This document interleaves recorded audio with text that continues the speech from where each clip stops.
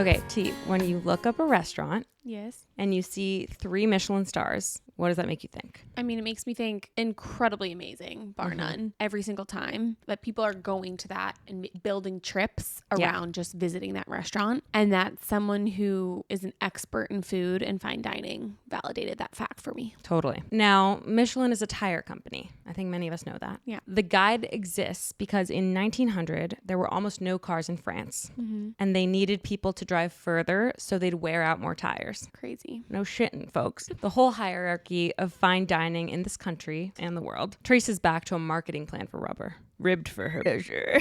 There's no fucking way we're keeping that in. So fucking funny. This is Hold That Thought, and we're in the middle of our mini-series, Reality by Agreement, where we're taking something that feels like kind of a fact of the world and tracing back to the moment when everyone just agreed to it. We've covered the weekend, money, and today, the star, the score, the ranking. By the end of this episode, you'll know where Michelin stars, the 100-point wine scale, and college rankings actually come from, and how a tire company, one wine critic, and a struggling magazine became the authority powerful enough to reshape entire industries. And you'll have a name for the thing that happens next. The measurement stops describing quality and actually starts producing it. Law schools redirected financial aid to chase higher LSAT scores. Winemakers changed the taste of their wine to appeal to one critic's palate. Once a ranking becomes powerful enough, people stop asking, how do we measure what's good? And start asking, how do we become the thing that the measurement rewards? Which means the list gets more accurate every year. And that's the problem. Hold that thought. Hi, Becky. Hi, T.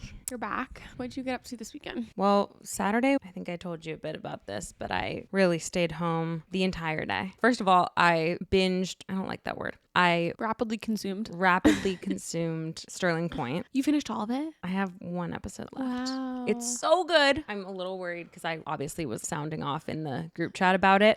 And I'm a little worried that the comparisons I was making, I was like, this is like Sorry Baby. Yeah. This movie that a lot of us love. I'm worried that that won't hold up. Wait, can you remind me what Sorry Baby is? It's that one with Eva Victor. I think they're grad student at a prestigious institution. It was an indie film that was really critically acclaimed. Oh, yeah. Huh. But I knew for Oe in particular, that would be a real seal of Hook, line, and sinker. hook, line, sinker. And I do believe that. And also, I'm wondering if my perspective was tainted. But Yeah. one other thought I had was, I was like, I really should see my therapist because now 5 years of weekly therapy, and now I'm as needed. And that was prompted by my therapist. I was like, gosh, I really should. I have some things bubbling up in life right now, and I do want to see Kirsten. And so I wrote in my notes app for therapy, there are days when I don't leave the apartment, and that's not okay.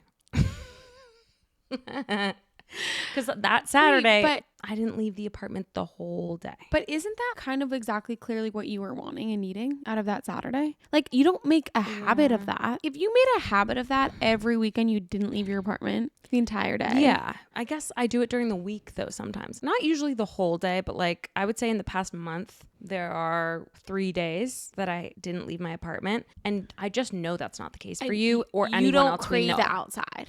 That's my issue. Okay, yeah. I get so stir crazy and like upset at myself, and like I feel like I'm drained if I've stayed inside the whole day. Yeah. You're not missing the sunlight. Like I have moments of that, such as this morning. I was like, I really need to get out and get fresh air and walk. But it's not so common. Yeah. I don't want to be that way. Okay, but there's nothing inherently wrong about that once in a while. Like 3 in a month, okay, I'm not overly worried. It's just a little wacky. It's like, but I think it's good that you know that you should Ted be. Kaczynski. Working. Yeah. You're not Ted Kaczynski. Unibum her. I'm calling it a tip. So funny too. Well, thank you for affirming that. I appreciate it. Yeah, I'm not worried. Oh, also in my high stupor, I ordered from, this is another thing. I spent money. I ordered DoorDash Sally Beauty and got everything I would need to become really good at gel manicures. Really good back. It's looking really good. My Owala. That's beautiful. Spot So on. did it Heart also wants what send it wants. the nail polish too? Yeah. Nice. It was really fun. And I don't want that to be my norm. Yeah. But you guys were all out of town, so. I went out of the city. Saturday. Yeah. I visited friends that just moved into the city, and they have 3 babies, and they're so cute, and I just loved on them. It was really fun.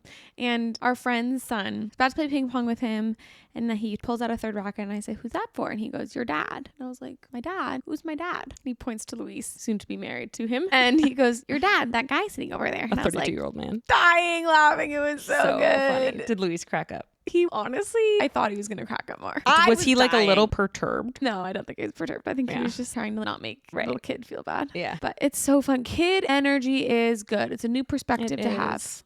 Not saying they need to be your kid. Honestly, it's better when they're not your kid, I think, because you can get more hilarity out of them a little bit. Okay, so what are we talking about today? Today we're talking about ranking systems, which actually was inspired, as you said in the intro, we are doing this mini series about different, if you listen to last week's episode, institutional facts is what we would call them overarchingly. And these are things that are social constructs that we have internalized in our society as facts, but they have been created by us either long ago or recently. So when I was at dinner with my family on this vacation in Tennessee, we were talking to I guess he was like the maitre d' or manager maybe of the restaurant, and we hit it off with him and we were asking him about how he started there, and he just went into a whole really colorful history of his life. And somehow it came up, he was like, well, did you know that Michelin ratings are total bogus? I don't know how we got there. I think it was partly that his restaurant hadn't received a Michelin rating because it's a private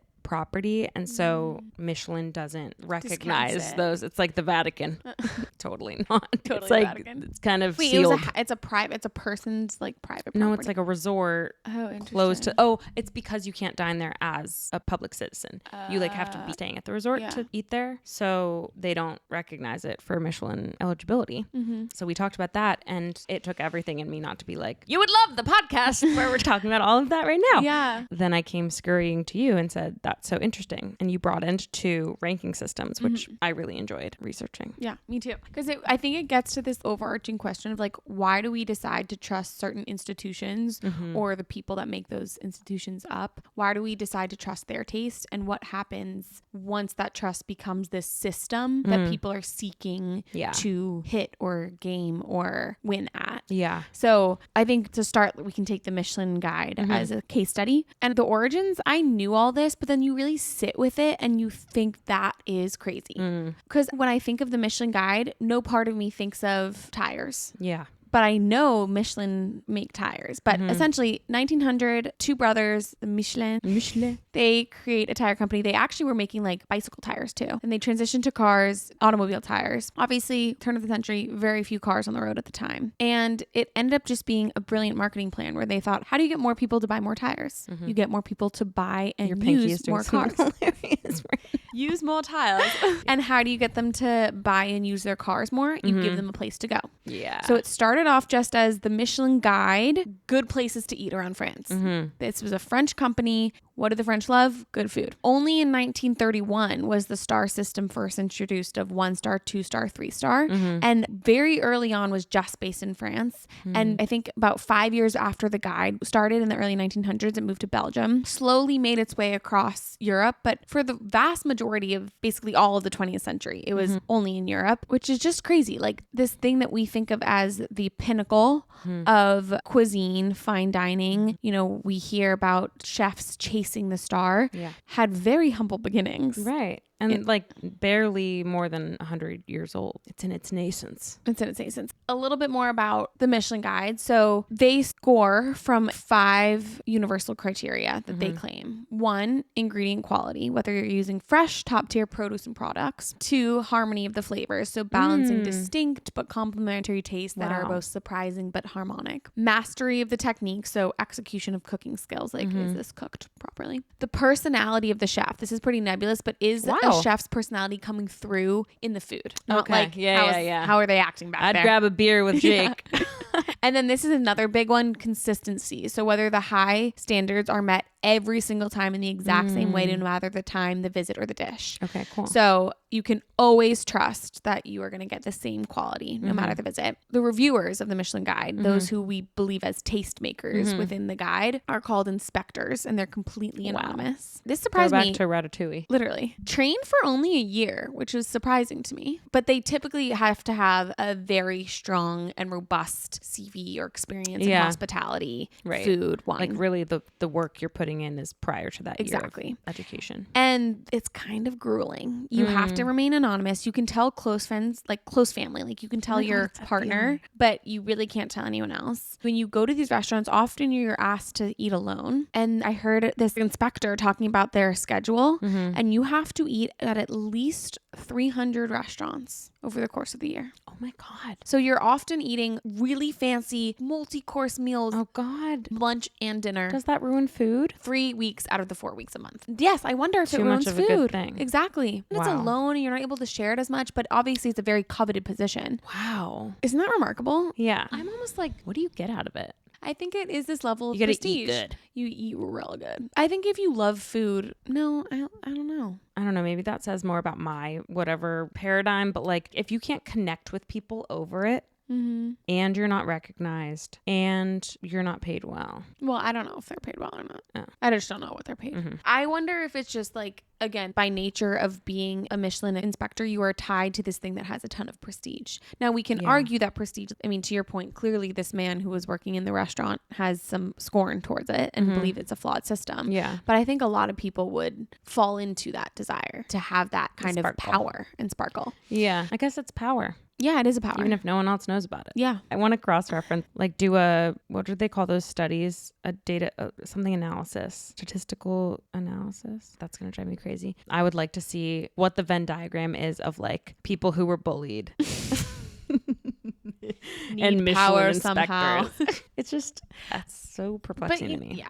So people in the US were initially really resistant to this. I think kind of similar to all the ways we're questioning, like, what does it mean to have an anonymous inspector and French European guidebook coming in and telling me what's good? And it wasn't until the early 2000s that Michelin came to the United States for the first time, which is crazy. The rating system was around for over 75 years before it came to the US, and it came just to New York City. And food historians talk about the uproar of that first ranking year because they focused a lot on the French restaurants in New York City. Of course. Because at the end of the day, these were European inspectors who were coming into the United States food scene and were ranking it based on their preconceived understanding of the food scene back from France, for example. So people were really resistant to it. They were kind of like, who are you to come in from afar with your understanding of good food and tell me what's good or what's not? Obviously, now Michelin Guide is very much recognized in the United States as being kind of the creme de la creme. There are 270 restaurants in the US that hold at least one Michelin star. Guess how many of those have 3 stars? That means like exceptional, worth a journey in and of itself. Like buy a plane ticket just to go to this restaurant. There's 200, what? 270 in the US that hold at least one. How many hold 3? 20. Yeah, good close. It was 16. I saw a video this week that was like, I don't know who needs to hear this, but if someone's asking you to guess a number and they have this sparkle in their eye that they are really certain that you're going to be surprised by the number, don't guess realistically. I thought I was guessing higher. I thought it was going to be like 3. No, that's a really cute video. Yeah, it is. That's and I really rarely do that. sweet. I want to be You right want to be too. right. You want to be right. Yeah, it's only 16. But like I said, when it first came to the United States, there was a lot of resistance. And at the time, really kind of the only food rating institutions on the scene, the food scene in the United States, were the New York Times. Like that was very journalist based. Those were probably the most applauded of the journalist food critics. But any sort of newspaper outlet. And then Zagat, which, whoa, was that a throwback when I was reading about Zagat. Now with the age of Yelp, where has Zagat gone? I feel like I see that still like in Windows. I think that's old. I think that's an old thing. Because that was the book that it was popularity driven. So that was more of like the democratic equivalent of Yelp. It was the book equivalent of Yelp now where it coagulated. That's a terrible word. Collated. It's collated thousands of people reviews and then made a city guide based on that. Yeah. But there was really no such thing yet. The closest thing to the Michelin star was more of like that food critic review.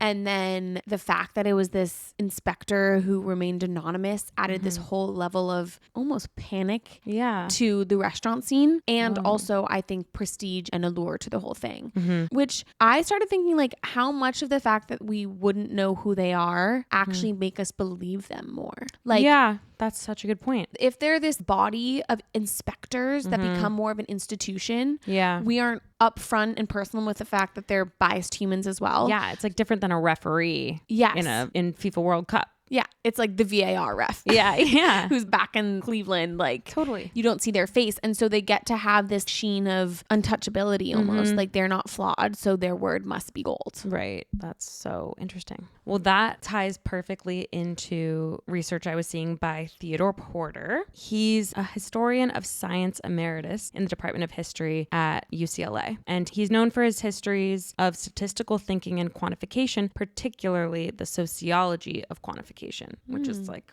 wow, Cool. what does that mean? Yeah. One of his core inquiries in his research is, why do we trust numbers so much? He says that numbers feel impartial to us as humans. So here's an example. The question at hand is, who should get the job, Sarah or John? And person one, let's say you say, I think Sarah deserves to get the job over John. And person two says, well, why? Do you like Sarah more? Are you biased? Was your judgment fair? Like, those are the thoughts maybe going on in your head because you just presented deserves. It's kind of like the question we had in one of our early episodes about justice versus fairness. Like, deserves is kind of meaningless or contentless. But if person one, if you were to respond to me and say, Sarah scored 94, John scored 87, suddenly that decision feels less like someone's opinion and more like a fact because it's been quantified because we trust numbers. So that's Porter's whole point, is that numbers let institutions make judgment calls while making those judgments look less personal. Yeah, because obviously behind each number is a very biased and Subjective. personal, subjective perspective. That's interesting. I was looking up to like the psychology of ratings a little bit and why we trust certain ratings over others. And even within a numbered system, we are still attuned to what might feel biased. So when we're looking at anything, whether it's a restaurant, whether it's books, whether it's movies, things that have 4.2 to 4.5 stars with a mix of good and bad reviews, typically we trust those more. Because otherwise, something's fishy. Yeah, picture perfect, all 5-star reviews, comments, something feels fabricated. Wow. I saw that the trusting of numbers becomes especially useful when people don't trust whoever is making the decision. I guess inherent in that statement is you would have to know who is making the statement to feel distrust of them, or maybe not, actually. Because you could be like, who's this faceless person, like the Wizard of Oz? I don't trust them because I can't even corroborate that they're a person. If we don't trust a teacher to grade fairly, create a standardized test. If we don't trust an admissions committee to compare applicants fairly, create numerical criteria. If we don't trust someone to tell us which college is best, create a ranking. The number didn't eliminate human judgment. It moved the judgment somewhere less visible, is what he argues. Someone still decided what should be measured, how to measure it, how much each factor matters, what qualifies as good, and where the cutoff should be. So this thing that appears to be a black box that is populated with data from on high is actually encoded in the same way that 5 people sitting with numbers would be. Yeah, totally. That's so interesting. And sometimes it's literally just one person with a number that becomes trusted. So that was the case in Robert Parker. He was a former lawyer and self-funded a wine newsletter in the late 1970s. He distrusted the existing wine system. He claimed it was very insider, French controlled.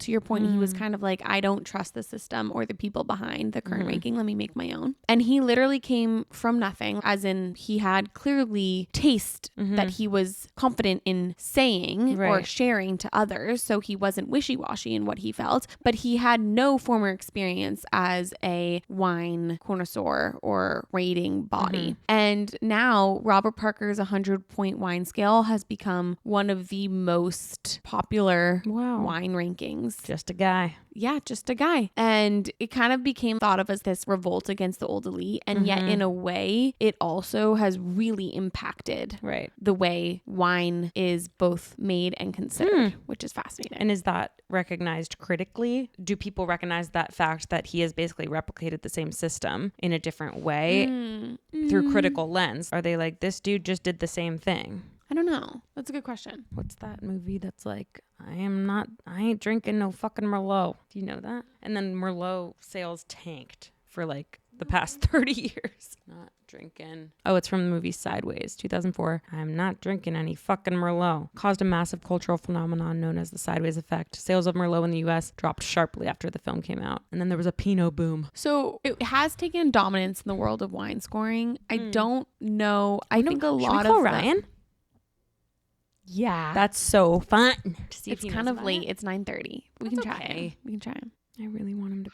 No. Call Nelly. Come on, Rye. I texted, hi, it's T and Beck, and we're calling you about a pod question. It's about wine. Call back if you want and free. Love you, bye. I think the biggest thing is it's less that it might be now considered the new elite and more is scoring of any kind a little too blunt or two-dimensional for something that is quite complex, which anything we're talking about can be that way. But I think what it really gets to is a little bit more of what we'll talk about, the flaw of ranking systems and what is officially termed Goodhart's law. Charles Goodhart, 1975, was an economist. He focused a lot on monetary policy in the UK. And his law was when a measure becomes a target, it ceases to be a good measure. Now, what does that mean? It really means that as soon as something becomes a well-known measure for tracking quality, whether that is quality in wine, whether that's in a restaurant, whether that's in teaching, whether that's in an institution, as soon as it becomes well-known, it is something that people can optimize for. Right. So once they know they're being their scored behavior. on it, they have something at stake. They optimize for the proxy. Ryan! It's Christmas morning. Hi! Hi, Rye. Did you get my message? I got your text. Do you want to be included on the pod? Only if I sound really, really smart. Well, you sound sexy as well. You already sound really smart. Okay, we're talking about rating systems and the Parker wine rating system. What are your thoughts on that? First, share your credentials. Oh, yeah. Tell them why we called you. My credentials, a avid wine drinker with no credentials. With good no taste. Training, Good taste. and just a love of wine. Yeah, good enough for us. Okay, thoughts on wine ratings and rankings and critics? When it comes to wine, I feel that they're kind of all bullshit. Mm-hmm. And that at the end of the day, there's really just one thing that matters. Do you like this wine or do you not like this wine? And then the next question is, why do you like it? And if you can figure out reasons why you like it, that's much more important than like, does it have a 95 or a 97 or 100 points? Yeah. And that's ultimately what Parker and others are trying to do, but it's all based on their own taste. Exactly. Right. Which doesn't necessarily align with the tastes of you or anybody. Yeah. Sometimes they do, but at the end of the day, what matters is like, what do you like? Not, that it's a 97-point wine or anything. Right. That reminds me of recently I was seeing an influencer talk about her favorite scents and people in the comments were like, buying it now, adding to cart. And I was like, how the fuck do you know that you're going to like that? Yeah. So what this made me think of is once you find someone who reviews wine whose taste seems aligned with your own, that's a great person to follow for Rex. But to blindly trust this one dude to rank for everyone is so whack. Completely agree. Taking it a step further, the issue with wine is like every single bottle to a certain extent can be different. True. Because like with perfume, if you buy Chanel number 5 or whatever, Period. it's going to be like a similar Chanel number 5. Like every bottle is uniform. Yeah. It's following a formula. Right. It's not like a living, breathing piece of, Yeah. I don't know, Wow. art or life that ages over time and changes as it ages. And so And when then- Parker's rating a certain wine, is he doing it for just that wine that year? Or is it just, okay, so it's baked Okay. by the year. It's that wine that year. Got it. And a lot of people don't like the rating system as well because it's very focused on like classically what people have historically liked, which is generally a pretty, I don't know, European centric, like old world view on what good tastes like. I think that's correct. I'm not really, again, not an expert, just a lover of drinking wine. And so that's why like you don't see all of these natural wines or weird varietals, a bunch of stuff showing up super well rated. It's a lot of very classic stuff. And there's a ton of money in it. Right. Because if you get a 100-point wine, you can then market that and sell your wine. And so an investigation that would be interesting is like seeing who's funding Oh my this, how gosh. you get on the list. Yeah. Stuff like that. Follow up the river or Yeah, whatever. totally. Sorry, one last question, and maybe this is too into the weeds, but does it matter not only the vintage of the wine, but the year that you're consuming it in relation to the vintage? Absolutely. So then does he have to have like a third column in his review? This is great if you're drinking it in 2017, but 2026 you're fucked. Yeah, I mean, actually, what they will do often, and it's pretty important when it comes to wine, is put in there when the optimal time is to drink that wine. You expect it to peak. But they're typically, when the reviews come out, it's based on that year's release, Right. which isn't always necessarily the same as the year that he's drinking it. Like the wineries will often, well, almost always, especially for like Cabernet, for instance, they'll hold that wine for like 2 years or whatever before releasing it to the public because it needs to like age in barrels and stuff like that. But he's tasting it when it's released. Right. Okay. Oh, right. This has been perfect. So perfect. Okay, well, hopefully you edit all No, this out. we're giving No. this all in. This was so good. This is actually leading us perfectly into our next section. It is. You nailed it. First cameo! Yay, Ryan, Oh we my love God, you. I love it. Okay, love you. Miss Mwah. you. Love Oh, you guys. Bye. what a cutie. I love That was him. awesome. Okay, literally perfectly aligns with what we were just talking about, the good arts law. Knocked it out of the park, Ryan. Sweet Teed Ryan. us up. It's kind of what I Teed was us going up. for. But yeah. But that too. I know I did. Teed us up would have well, been softball. if Come I on. had done this, how Yeah. long would it have taken us to get there? Is what I Teed was us going up. for. Yeah, but that too. I know I did. Teed us up would have well, been softball. if Come I on. had done this, how Yeah. long would it have taken us to get there? I would have said, why are Ice you cream cone? Yeah, I would have said, why are you giving me an ice cream cone? But what he was talking about of like Parker's ranking and Ryan's issues with it are exactly aligning with what good arts law is saying. As soon as people start trying to make wine just so Right. it can get at 100 on Parker's very Yeah. specific ranking that is tied to Parker's very specific taste or thou disciples taste, you are no longer the ranking stops actually being a reflection of reality Yeah. of good or bad. Also, whenever there's money involved, there's something sketchy going on. True. And we've seen that also in Michelin as well. Like chefs started to cook for the ratings. And I think we've seen that in like how the whole, what is it when it's like really fancy cooking? Really fancy cooking. Something gastronomy? Like molecular gastronomy? Yes. You know how like the rise of molecular gastronomy seems to have taken the world by storm? And some of it Chef's is, Table, like yes, those series I feel like really eating facilitate that. more foam than God, the foam's you can feel it viscerally. Are going you to these okay? places and eating more foam than actual meat. Take a sec. Anything for the craft. I'm so excited to get this point out. I was always like, why are all of these restaurants doing this? The tiny things. The tiny things and Yeah. the experimenting, and I get why it was great at first. Obviously, I have not eaten at many of these restaurants. I've had maybe one meal like this in my life or two, but started being rewarded. A lot of 3-star Michelin star restaurants Right. cook like this. You got bubbles on the dish. You're getting a look, and so it just starts to feel like none of it is not biased anymore, or none Right. is or self-perpetuating. And I was thinking about how maybe in the beginning there was something about the fact of the Michelin guide being from a tire company that was so incongruous that it made it so unbiased, So that trustworthy. people, exactly, so trustworthy. Oh, these are just your That's so your true, T. brothers, your tire brothers telling you this is a good place to eat. I freaking trust you. Versus like Oh now my it's this whole gosh. institution of culinary expertise that Yeah. feels so baked in that it is Yeah. tainted. That is such a good observation. What did that make me think of? Oh, it was like, if I'm making assumptions, what appeared to be a straight man, older, probably in his 60s, talking about astrology in a field. On his morning walk, he talks about the astrology for the day. And something about that, one, made me feel endeared to him, but two, he felt trustworthy because he was not the person who is often peddling stuff to me in that realm. In astrology, the Yeah, long and- skirted. but that also makes me feel like you should be able to, wear patchouli and dangly earrings and have braids in your hair, and I can still trust you. Yeah. But I guess part of that, if we're getting really meta, is, okay, what does that indicate to you? It indicates that against the odds that would have pushed this person out of the thing that they are passionate about, they decided to pursue it.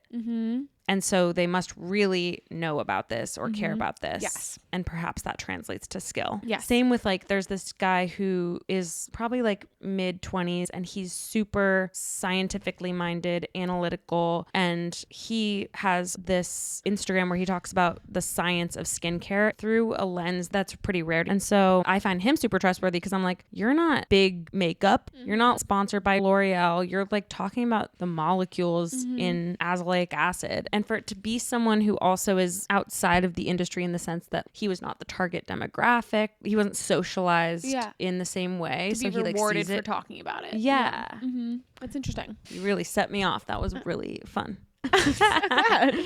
So this brings me to Wendy Espeland, a scholar and professor of sociology emerita at Northwestern. She has two core tenets related to this. One is called commensuration. Commensuration is turning different qualities into a common metric so they can be compared.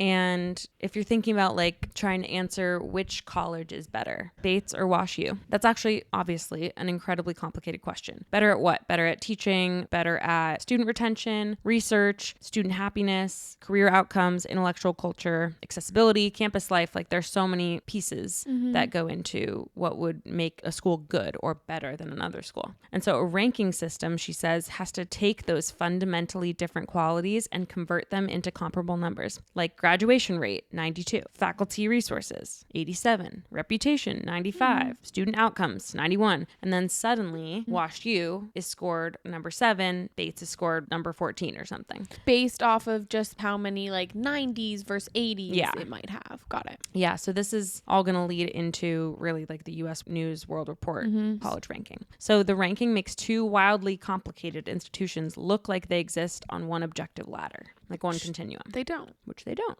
Espeland's argument is that this is never a neutral discovery. It's a social achievement that has to be built, and it always works by deliberately destroying information. It'll become clear. To rank restaurants, you have to decide that hospitality, ingredient sourcing, price, noise, and whether the room makes you happy either collapse into one dimension or they don't count. So the discarding isn't a flaw in the system, it's the point. You have to reduce it to this, like, how would I restate that? Well, why couldn't you just give each of those its own number? Because it's not as succinct. Like, that's what ranking is that it creates one. Like it forms into one, it coalesces. So the effects of that are it creates relationships that didn't exist before. So before the metric, a law school in Nebraska and one in Connecticut weren't competitors, but after it, they occupy the same line. Prior to the ranking, the law school in Nebraska has all of these qualities and the one in Connecticut has all these qualities. And as soon as you decide to compare them to each other and create a ranked system, they are in competition and that nuance flattens. Right. Yeah,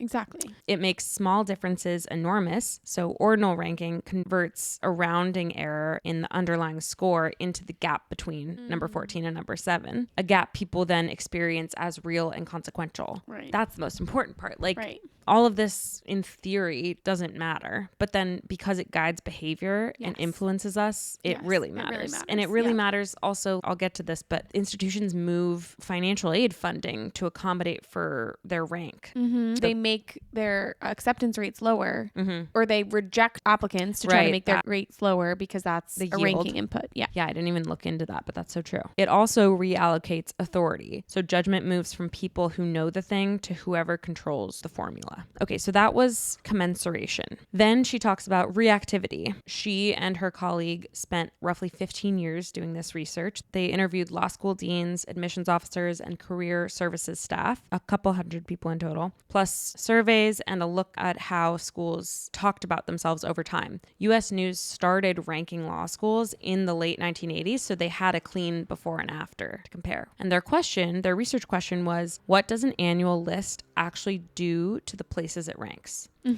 Deans hated the rankings and also could not ignore them. Nearly everyone that they interviewed said that the list was a bad measure of a school, and nearly everyone also reorganized their institution around it. Even as they wanted to reject it, they couldn't help but play along. Right. Deans described real anxiety. The list comes out once a year, everyone sees it, and a drop of a few places, meaning in the ranks, reads as failure to alumni, faculty, and applicants. Careers then end over movements that were statistically meaningless. Like dean's careers. Yeah, deans or president, reallocation of funding. Right. They found through their research that people and institutions change their behavior because they know they're being measured, to what you were saying before. Their behaviors change in reaction to the measurement. Right. So it stops being a good measurement. Yeah. Why does that remind? There's some scientific thing that's always brought up about like how if a cell is being watched, it changes. Do you know what I'm talking about? is it? Like You're getting observing matter. Yeah, you're getting into quantum mechanics, girlfriend. Rhetoric major ventures out. Wait, you literally are so right, though. It's that an electron behaves as a wave unless it's being measured, and then it acts So as there's a particle. something similar there. We all are just made out of electrons. Right. We're all stardust. Like, we are made up out of electrons. And I guess we could be considered stardust. Big Bang Theory. Where's the lie? Big Bang Theory. Yeah. Yes. We believe. Is that a big thing we have to believe? Isn't that true? Not everyone believes the Big Bang Theory, honey. So imagine a ranking says a good law school has high median LSAT scores. Schools want to rise in the rankings. So then admissions offices become more concerned with LSAT medians. Then they alter, as a result, whom they admit. Yeah. Applicants notice which schools are ranked highly, so more strong applicants apply to those schools. Employers then use the rankings as shorthand for prestige, which then strengthens the school's reputation. So the ranking isn't simply describing reality anymore. It's helping create the reality it claims to measure. Right. It's like shaping the next generation of lawyers. Right. You said it and I lengthened it into 10 words or something, but like we're just coming back to the same point that rank influences and has this cyclical effect, it seems, on the success of that which is ranked. One of the mechanisms that they observed was this, as we talked about, self-fulfilling prophecy. Rankings redirect the resources that produce the outcomes that the rankings measure. So like a high rank attracts stronger applicants, which confirms the rank, and the number becomes true by being believed. Malcolm Gladwell has this awesome podcast, Revisionist History. I know you've listened. And this was ringing a bell to me, partly because he has talked about it. He did a 2-part series in 2021 talking about college rankings. Then also in 2023, he did another episode that centered on Columbia University and the gaming of college ranking metrics. He has such a special interest in college institutions. He examined the food at Vassar compared to Bowdoin. Do you remember that? No. It's so interesting. Like he had his assistant take the LSAT, having used a certain study method or something. I don't know. So He's like so mean. interested in it. But his inquiry for the 2-part series he did was, at what point did the U.S. news methodology become a mythology? The ranking begins as methodology, meaning like a set of human choices, but then eventually becomes something people accept as an external truth. Something he does share in the first episode, which is Lord of the Rankings, was the origin story of U.S. News and World Report. If you're listening to this and you're like, I don't know what that is, how would you describe U.S. News and World Report? Now they're a website, but they used to be a magazine. For more than 40 years, U.S. News and World Report has served as the gold standard for independent, data-backed guidance. Cut through the noise by transforming sprawling, complex information to rigorous, objective rankings and ratings. Whether you're choosing a college, selecting a hospital, buying a car, or investing for your future, our evidence-based methodologies provide the clarity and accountability you deserve. Good marketing. Okay, so U.S. News was the 3rd place news weekly publication, meaning I think it was Time and Newsweek were the other two, released once a week, and was looking for something to distinguish itself. The former managing editor, Peter Bernstein, says, and this is a quote from the episode, "We were looking to reinvent the magazine, and the college rankings became part of that. One of the most consequential hierarchies in American education wasn't handed down by some authoritative educational body. It originated partly as a media product designed to differentiate a struggling magazine." This is another quote. "Maybe all U.S. News did was create a system that allowed the presidents and deans of every college in the country to assign a number to their prejudice." I thought that was super interesting. So kind of the worst thing that was ever done for the U.S. higher education landscape was the U.S. News college ranking. Yeah, it seems that way. And the problem is we all love numbers. To your point earlier of Theodore Porter's research and how much we trust them more, it feels good to get a good ranking. So even as we are railing against the two-dimensionality of a rating system, we play into it because dang, it feels validating. Yeah. To get a good score. Yeah. Which just means also in that way, we don't stop and pause to actually fight against it, really. Right. Yeah. There's this one French chef, Marc Veyrat, who has said that Michelin inspectors, if he knows it's you, which again, they're supposed to be anonymous, but they are banned from entering Megève, his restaurant. He told the French outlet Le Parisien he doesn't want to be in the guide. He would literally say Michelin guide banned because he doesn't want his cooking to be changed by the inspector's preferences of being in the guide. I didn't realize that they do it without consent. Like, I thought you had to elect to be included. Wow. They're just around, like, tasting. They're just, okay. Any mom and pop. Technically. Wow. If they've heard enough about you. So that's why it's hard. It's hard to fight against it. It plays on our dopamine system too much and our desire for order. That's so cool. Like everything probably incentivizes him to play the game. It is crazy that both of the main ones we're talking about, Michelin and these were marketing ploys. Yeah. Which means they're preying so much on they were designed to prey on and impact our behavior. They're working exactly as planned. One last example I kept thinking about while researching this was the 2008 financial crisis. And this example differs from some of the others we've talked about, like the Michelin stars and college rankings, because those are things that people choose to care about. Like you choose to care about the quality of a culinary experience and you choose to care about college rankings. Obviously, those things have real life consequences, but in a different way, credit rating agencies became load bearing in a way that nobody chose. Like that you didn't go out asking your life to be changed by your credit rating. It's not like your personal credit score. It's like mortgage credit. Healthiness. Yeah. So it's almost like an immutable trait in con law. Like an immutable trait is my sex or my race. A non-immutable trait is that I live in California. Yep.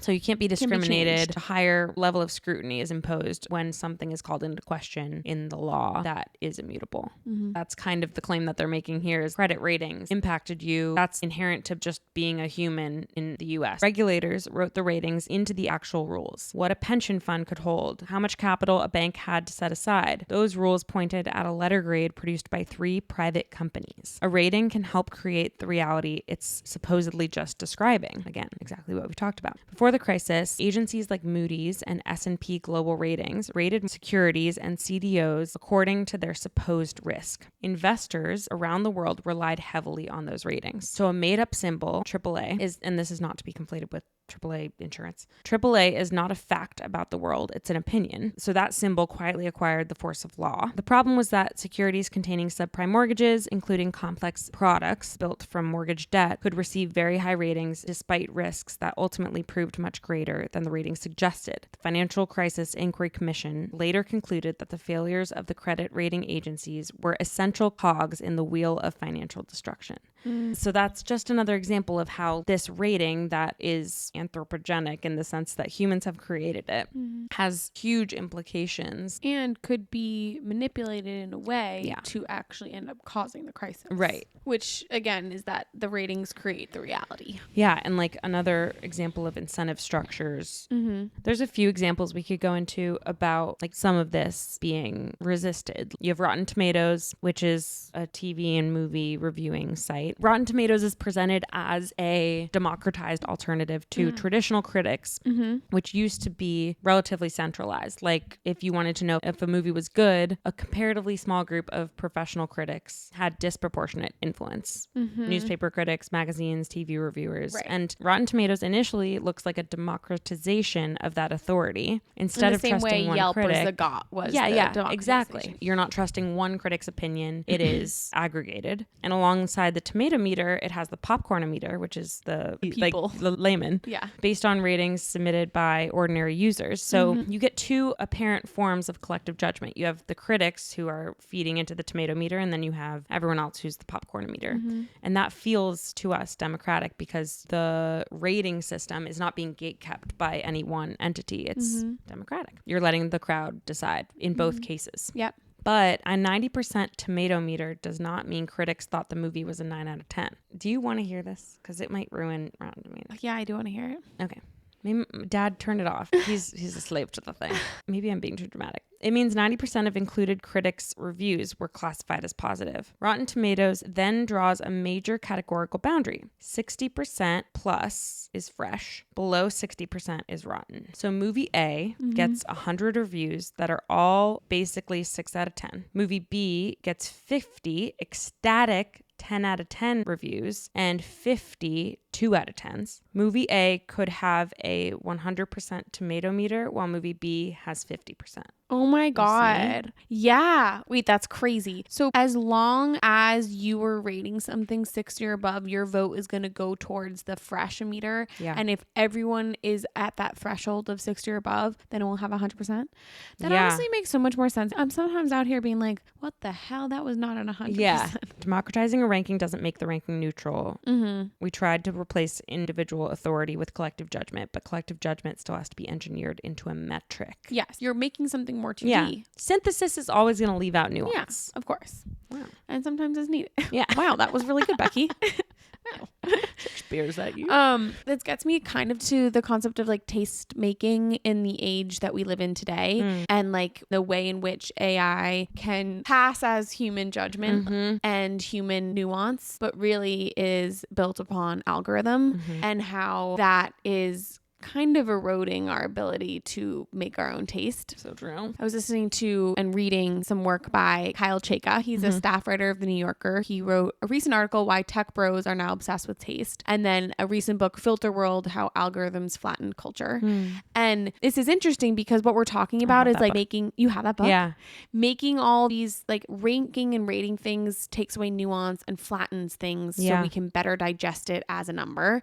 And if we are trying to make our own taste and see what we like through AI, which is feeding us based on algorithm, based on numbers, that is flattening all of our input. He was in conversation with this architecture critic for The Nation, Kate Wagner, and they were talking about how taste and developing taste is a labor and it should be communal. It comes from your people, your experiences, and nostalgia you have, the memories you have. It can all come together to make you like this thing or not like this thing, and to understand and develop your own sense of taste. It should be this social and communal project. But as soon as you are going and trying to ask the internet or an AI model what is good taste right now, when you're importing your taste from something that doesn't have nostalgia, doesn't have experiences, doesn't have social connection, you're kind of shortcutting that development of taste.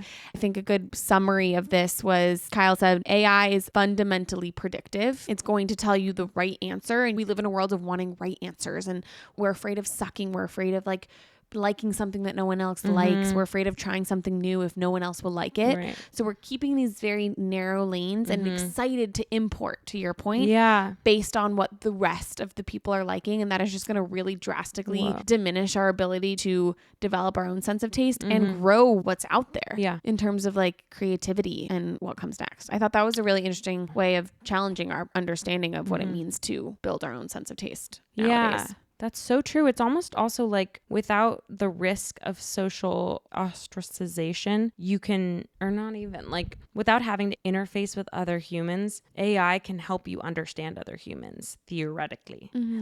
Yeah. You can be like, what's the best outfit here? And it's using other humans' brains to inform the opinion it serves you. So in that way, it's like assimilation. But you're not getting any of the labor of developing your own taste, and you're not getting any of the shared memory or nostalgia or experience that is with it. The word importing for me just felt like it was like bringing this to here versus if you're software in the download context of it, it's like osmosis. Like rhetoric major who? Rhetoric major who? You're infusing over time. Totally agree. This is a bigger theme of patience and delayed gratification. Yeah. Kyle also talks about, he was comparing what it is like to be in a bookstore where you're getting staff picks and staff recommendations versus Amazon, which is algorithmic. Yeah. And I thought this really sums it up well. The slower, more careful approach to seek out cultural seams yourself and chart your own path, which is like creating cultural seams. Seams is his word of like cultural lanes that you're really interested in, or elements of things, of books or movies or this or that you're liking. That is a slower approach. And he describes that as more sustainable, more respectful of culture, and treats culture as something that's important, not something that's disposable. I love the respectful piece there. That's so true. Yeah. It's so easy to flippantly cast aside the real world importance of using an engine like that every day. There are all these videos circulating around TikTok. It'll be like a 2000s movie and it'll show the dialogue and it'll be like, this was written without AI, by the way. Like weird script choices, but it's sweet. It like, again, it's endearing because you know that came from a human brain. I guess, there were ways to cheat or plagiarize back then, but you can trust it a little more. It might make us really yearn for the past. Yeah. all this stuff. Yeah. When True. you could really just know it was coming from a quirky human brain. Yeah. That's so true. And how much easier is it to love when that's the case? Nuance. It's all about the nuance. Nuance. Speaking of Rotten Tomatoes, we are about to go see The Invite. I'm so excited. I'm so excited. I'm going in completely blind. It was ranked very well on the popcorn-o-meter and the tomato-meter. Now I'm trusting the popcorn-o-meter more. I know. Usually to me, I'm like, what did those bozos know? Bozo's a no-no. Bozos and no-no. We'll report back. Love you. I love you. Thank you, Phoebe Fry, for this episode's music. And thank you, Emily Kiernan, for the beautiful cover art. If you like this episode, please like, share, and leave a comment. And we'll see you next week.